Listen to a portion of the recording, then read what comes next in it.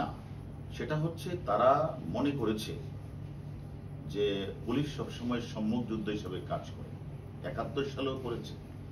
প্রতিটি আন্দোলনে 13, 14, 15, 16, 18 এবং 23 সাল পর্যন্ত পুলিশ সম্মুখ যুদ্ধ হিসেবে কাজ করে এবং একটি গণতান্ত্রিক সরকারকে অবৈধভাবে ক্ষমতাচ্যুত করা, একটা রাষ্ট্রকে অকার্যকর করার জন্য একটি চক্র সবসময় গোলাপানিতে মাছ শিকার করে একটা রাষ্ট্রের বিভিন্ন যে বিষয়গুলিকে তারা গোলাটে করে তারা অকার্যকর রাষ্ট্রে পরিণত করতে চায় একটি চক্র।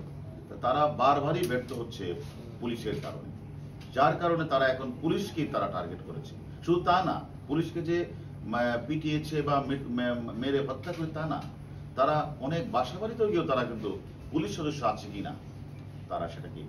আমরাও এখন ওই জামাত শিবির চক্র, বিএনপির চক্র কোন বাসাবাড়িতে আছে, কারা হত্যাকাণ্ডে অংশ, তাদেরকেও আমরা বুঝছি এখন তারা কোন বাড়িতে আছে।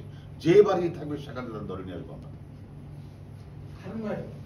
এত বড় একটা ঘটনা ঘটলো, যাত্রাবাড়িতে 4 দিন প্রায় 5 দিন আটকিয়ে রাখলো দুর্বৃত্তরা, রাস্তাঘাট সবকিছু মিলিয়ে নরসিংদীতে জেল ভেঙে তারপর কয়েকদিন বের করে নেওয়া হলো।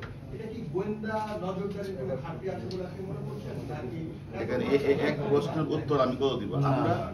আমরা ঢাকা মেট্রোপলিটন পুলিশের আমরা ডিটেকটিভ ব্রাঞ্চে কাজ করি। আমাদের মূল কাজটি হচ্ছে ক্রিমিনাল অফেন্স যখন সংঘটিত হয় সে সকল অপরাধীকে গ্রেপ্তার করা, গ্রেপ্তার করতে গিয়ে সেখানে যদি গোয়েন্দা তথ্য দরকার হয় সেখানে আমরা গোয়েন্দা তথ্য ইউজ করে আমরা যারা এই অপরাধটি করে তাদেরকে আমরা খুঁজে বের করে আইনের আওতায় নিয়ে আসা, এটা আমাদের কাজ। এখন আমরা মনে করি আমরা সফল।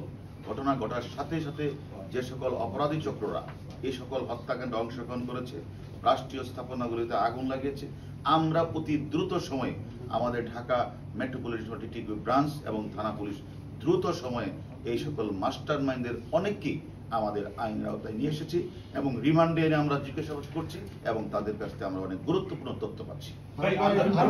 গ্রেফতার করেছেন, তার রিমান্ডেও এনেছেন এবং তার সরাসরি আসলে সম্পৃক্ত কি ছিল? রিমান্ডে নিয়ে এসেছে।